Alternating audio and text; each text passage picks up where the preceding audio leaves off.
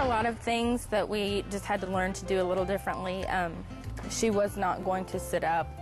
The balance factor and learning that there was floor on each side of her. By 6 months, we were doing physical therapy, occupational therapy, orientation and mobility therapy, and we didn't start the use of her cane until she was about 3, I think is when we introduced it. She uses it pretty well now, and she's able to take steps and do things like that. And her Braille reading, she is reading on a 1st or 2nd grade level, and she's in kindergarten with her Braille. So the earlier the intervention, the more ahead she's going to be. Right. In the U.S., there's actually no real research being done to even find a cure because it's nerves, and it's just kind of a thing that when you get your diagnosis, there's no cure for it. And sorry, your child's blind, and there's nothing we can do to change that. It's basically the diagnosis we got. So what do you do but keep looking? I had contacted several doctors or stem cell research facilities around the world.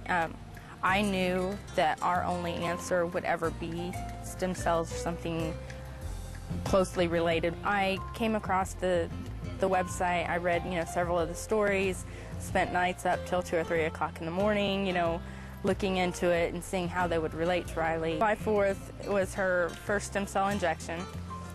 They did it through an IV.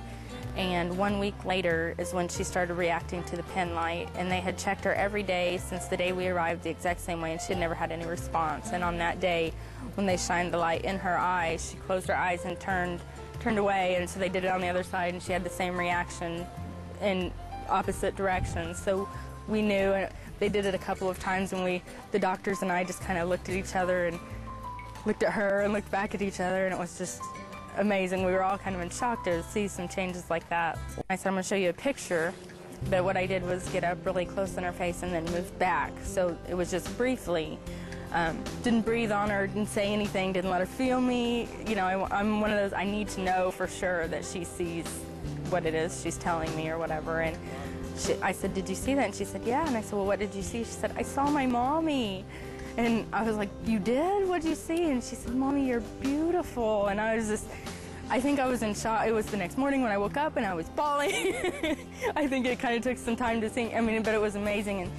And then with that, I took her and held her hands and just kind of placed her close to her brother and her sister. And she was able to identify everyone immediately, which really kind of surprised me with never having seen anyone. So now that you can see, what does your mommy look like?